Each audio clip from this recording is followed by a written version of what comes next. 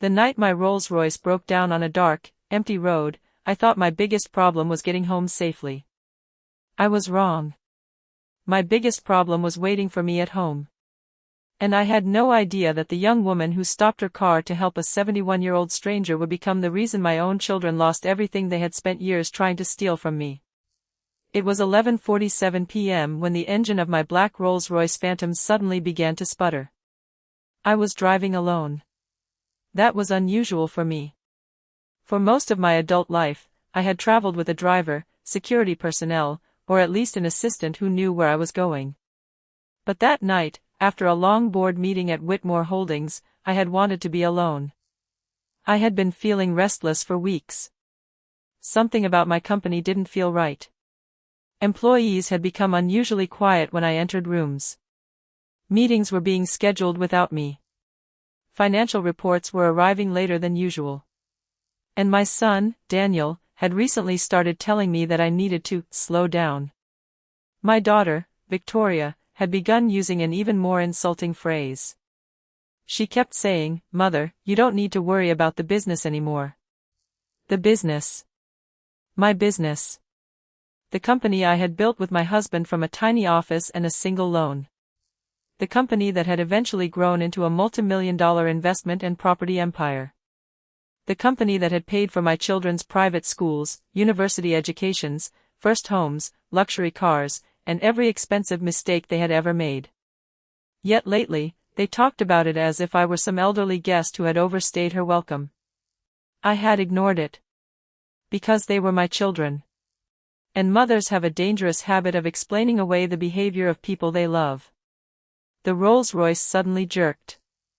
I tightened my grip on the steering wheel. Not tonight. The dashboard flashed. Then the engine died. I guided the car onto the shoulder. I tried restarting it. Nothing. Again. Nothing. I looked around. There was nothing but darkness. No streetlights. No houses. No stores. No traffic. Rain began tapping against the windshield. I reached for my phone. 8% battery. I tried calling roadside assistance. No signal. I tried again. Nothing. For the first time in years, I felt completely helpless. I stepped out of the car and lifted the hood. I stared at the engine. I knew absolutely nothing about cars. I could sign a $100 million contract. I could negotiate a property acquisition. I could tell an entire room of executives exactly where their business strategy was failing. But I couldn't fix a dead engine. The rain became heavier. I was standing beside my car in a soaked designer coat when headlights appeared in the distance. A small sedan approached. I stepped away from the road. The vehicle slowed. Then stopped. A young woman stepped out. She was probably 24 or 25. She wore a black jacket, faded jeans, and inexpensive sneakers. She looked at me. Then at my Rolls-Royce. Then back at me. "Ma'am, are you okay?" I nodded. "My car broke down." She immediately looked around. "Are you alone?" "Yes." "Do you have anyone coming?" "I can't get a signal." She pulled out her phone. "I have one bar." She tried calling. Nothing. She frowned. Then she looked at me. "You shouldn't stay out here." "I'll be fine." She smiled. "You don't look fine." "Despite everything," I laughed. "I suppose I don't." She opened the passenger door of her car. "Come sit inside. It's warmer." I hesitated. She noticed. "I promise I'm not trying to rob you." That made me laugh again. "I wasn't thinking that." She raised an eyebrow. "You were." "Maybe a little." She smiled. "I'm Emily." I finally accepted her help. "I'm Margaret." She drove slowly down the highway. Her car was old. Very old. The heater barely worked. The dashboard had a long crack running across it. There was a grocery bag on the back seat. And taped beside the dashboard was a photograph of a little girl. I pointed at it. Your daughter? My sister. She's beautiful. Her name is Lily. How old? 9. I smiled. That's a difficult age. Emily laughed softly. You have no idea. Then her expression changed. I could tell there was something behind the smile. What happened to your parents? I asked. My father passed away when I was 17. I'm sorry. My mother works nights. So you take care of Lily? Mostly. She said it casually. As though raising a 9-year-old while working full-time was nothing. I looked at her. You must be exhausted. Sometimes. She shrugged. But Lily needs me. There was something about the way she said it. No complaining. No self-pity. Just responsibility. We eventually reached a small gas station. Emily parked under the lights. My phone. Finally received a signal. I called my security director. Then I called my attorney. Then I tried my chief financial officer. No answer. I called again. Still nothing. Emily looked at me. Is everything okay? I don't know. She hesitated. Then said something that changed my entire life. I work for Whitmore Holdings. I turned toward her. What? She looked uncomfortable. I work in finance. Whitmore Holdings? Yes. How long? 6 months. I stared at her. What's your position? Junior financial analyst. I smiled. Then you work for me. She looked at me strangely. I suppose I do. I introduced myself properly.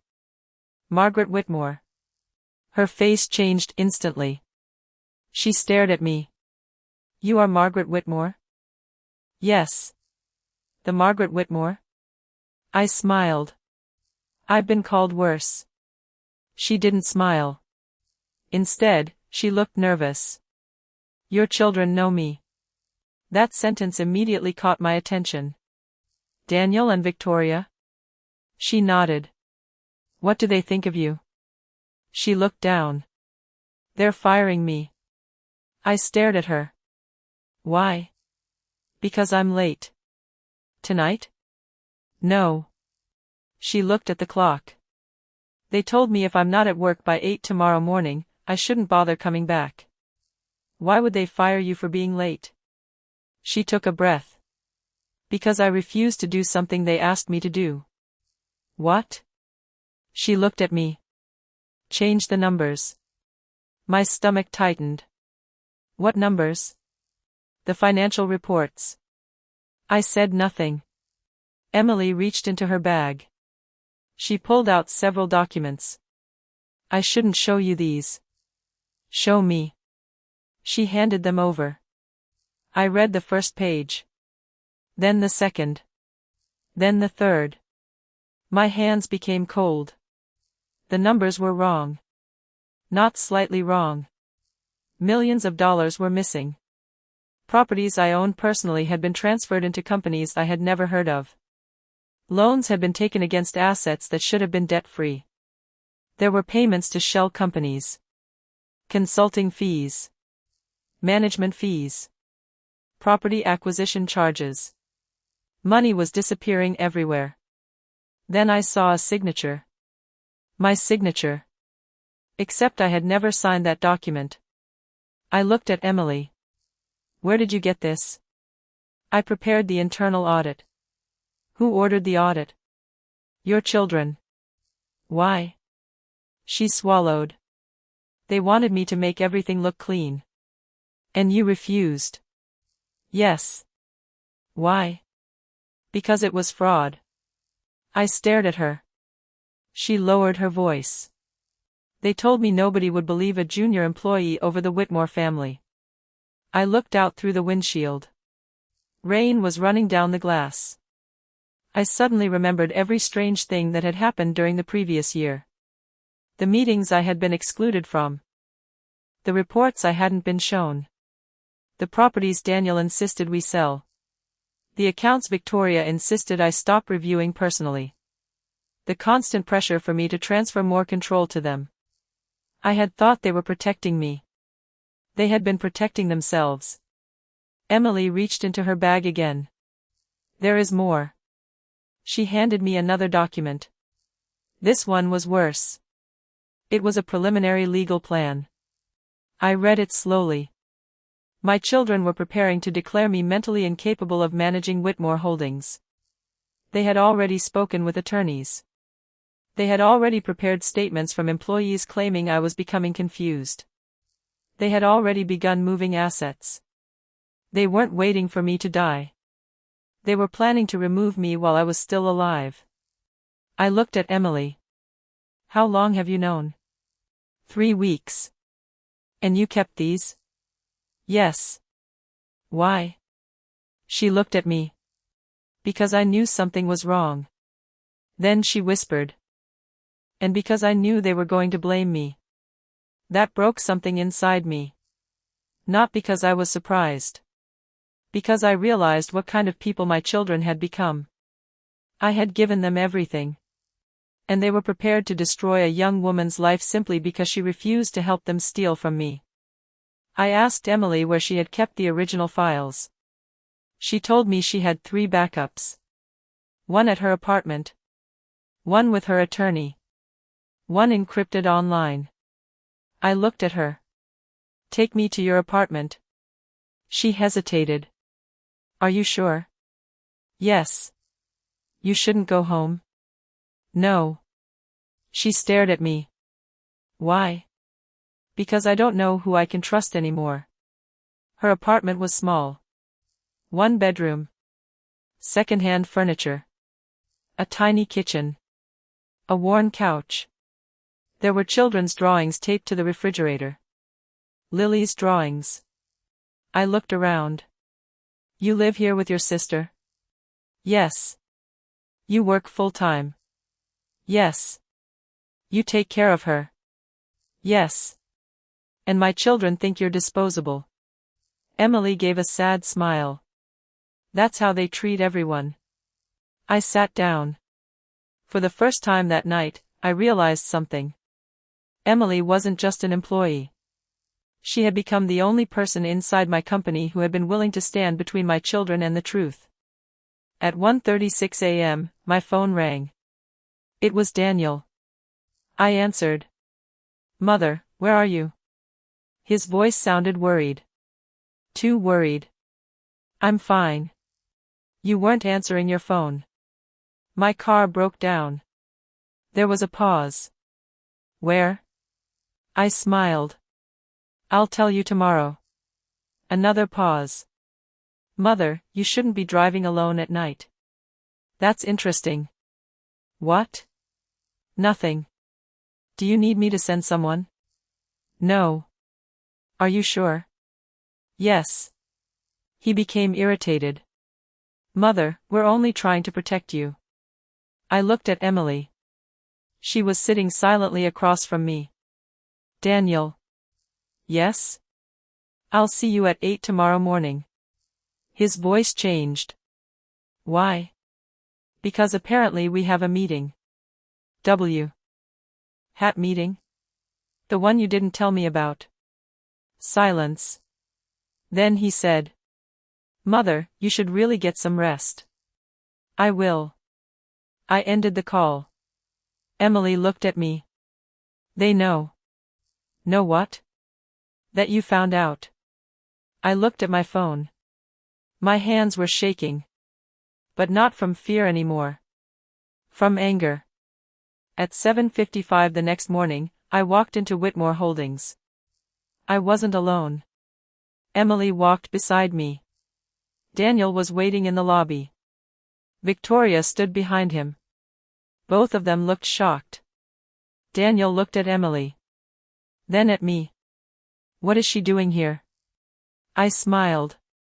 She works here. Not anymore. I turned toward him. Who told you that? I did. Victoria stepped forward. Mother, this is a personnel matter. No. I looked directly at her. It became a family matter when you decided to steal from me. Neither of them spoke. The entire lobby seemed to go silent. Daniel's face turned pale. Mother, I don't know what you're talking about. Of course you don't. I handed him a folder. He opened it. His expression changed. Victoria grabbed the papers. She read them. Then she looked at Emily. You. Emily didn't respond. Victoria stepped toward her. You have no idea what you've done. I stepped between them. Actually, Victoria, she knows exactly what she's done. I looked around the lobby. She protected the company. Daniel laughed nervously. Mother, you're confused. That was the moment I knew the plan had begun. They were going to use the exact words from their legal documents. Confused. Old. Forgetful. Unstable. I smiled. Thank you. Daniel frowned. For what? For saying that. I pulled another folder from my handbag. You just gave my attorney exactly what he needed. The color disappeared from his face. Victoria whispered. Mother. I held up my phone. The conversation had been recorded. Not illegally. My attorney had already advised me that, under the circumstances and jurisdiction involved, we needed to document every interaction carefully. Daniel looked at me. You wouldn't. I already did. Then I turned toward the receptionist. Please call security.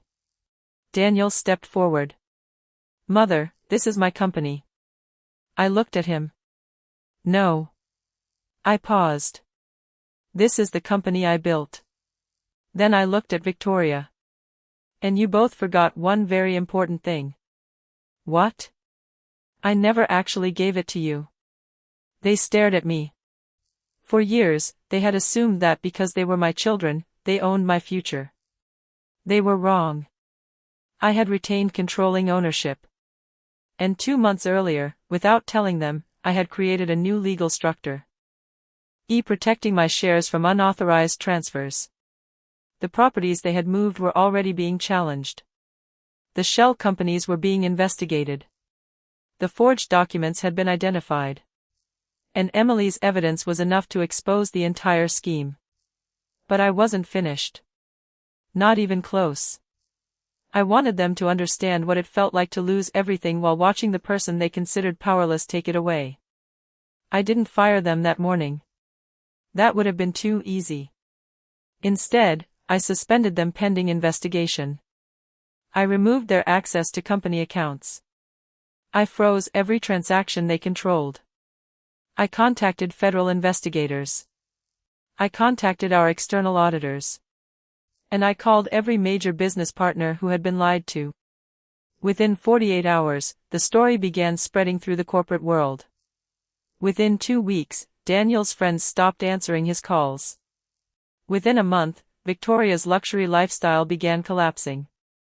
The houses they had purchased using company money were frozen. Their expensive cars were seized as evidence. Their personal accounts were investigated. The lawyers they had hired to remove me from the company were now being asked questions about what they had known. But the biggest shock came 3 months later. The investigation discovered that my children hadn't only stolen from me. They had been stealing from other people too. Small investors. Employees. Suppliers. Retired shareholders. People who trusted the Whitmore name. When the evidence became public, the people who had once praised my children turned against them. Daniel eventually tried to negotiate a settlement. He called me one afternoon. Mother. I was sitting in my office. Yes? I'm sorry. I closed my eyes. For a moment, I remembered him at 6 years old. running into my arms after falling off his bicycle. I remembered Victoria at 8. Sleeping beside me during thunderstorms. I remembered school plays. Christmas mornings. Graduations. Their first cars. Their weddings. Their birthdays. Every memory was still there. But so was the truth. What are you sorry for? Daniel was silent. For everything. No. What? You don't get to say everything. I wanted him to name it. I wanted him to understand.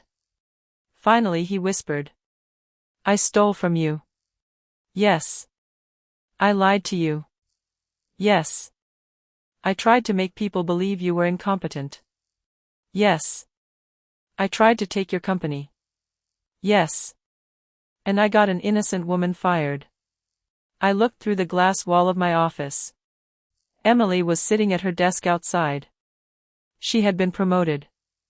Not because she had helped me. Because she had earned it. Yes, I said. Daniel's voice cracked. Can you forgive me? I sat silently. Then I said. One day, perhaps. He started crying. But forgiveness doesn't mean consequences disappear. He didn't answer. I continued. You wanted control of my company. Yes. You want. My money. Yes. You wanted my reputation. He said nothing. And you wanted everyone to believe I was too old and too weak to protect myself. I paused. You were wrong. The call ended. Months later, I visited Emily's apartment. Lily ran toward me when I arrived. Miss Margaret.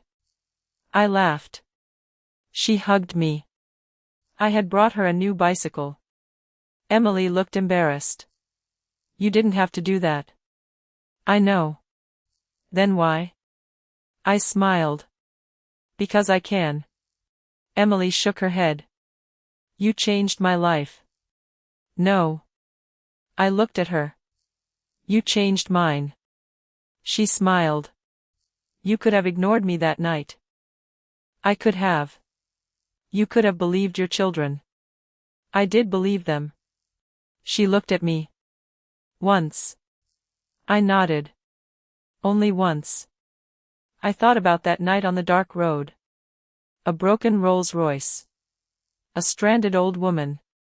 A young stranger who had nothing to gain by stopping. And the children who had everything to gain by making sure I never discovered the truth. The irony wasn't lost on me. The people who had money had abandoned me. The person who had almost none had saved me. And that's when I finally understood something I wish I had learned much earlier in life. We spend years believing that family is defined by blood. It isn't. Family is defined by what someone does when they have nothing to gain from helping you. Emily could have driven past me. She could have looked at my Rolls-Royce and assumed someone else would help. She could have stayed silent about the documents. She could have accepted her termination and walked away. Instead, she stopped. She helped. She told the truth. And she risked her own future to protect someone she had never met before that night. My children had spent years trying to inherit everything I had built. Emily had never asked me for a single dollar. That was why, after the investigation ended, I changed my estate plan. I left my children enough to rebuild their lives. But they did not inherit control of my company. Instead, I established the Whitmore Foundation. A portion of my wealth would fund education and housing assistance for families like Emily's. And I appointed Emily as one of its youngest directors. When the board announced it, she cried. I don't know if I'm qualified. I smiled. Neither did my children. She laughed through her tears. That's not exactly reassuring. It should be. I put my hand on her shoulder. Qualifications can be learned. I looked into her eyes. Character can't. Years later, I still remember the exact sound of my Rolls-Royce engine dying that night. At tea. Time, I thought it had ruined my evening. Now I realize it saved my life. Because if that car had never broken down, would have gone home. I would have trusted my children. I would have signed documents I didn't understand.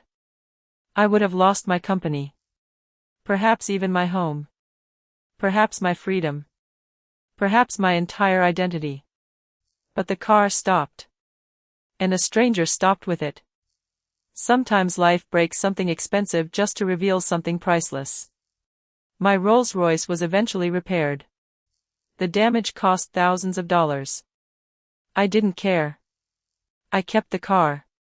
Not because it was luxurious. Because every time I see it, I remember the night my perfect life broke down. And the night I finally discovered who was worth keeping in it. As for Daniel and Victoria, they eventually rebuilt their lives away from my company. I never stopped loving them. But I stopped confusing love with trust. That was my real revenge. I didn't destroy them. I simply stopped protecting them from the consequences of what they had done. And in the end, that was enough. Because the woman they thought was too old to fight back became the woman who took back everything they had tried to steal. And the young employee they thought they could fire? She became the person sitting beside me at every major board meeting. Not as my assistant. Not as an employee. As a partner. And whenever someone asked me how I managed to uncover the fraud that nearly destroyed my company, I always gave the same answer. I was stranded on a dark road. Then I smiled. And a stranger stopped to help me. That was the night my Rolls-Royce broke down. But it was also the night my blind trust in my children finally broke down too. And honestly, that was the best thing that ever happened to me.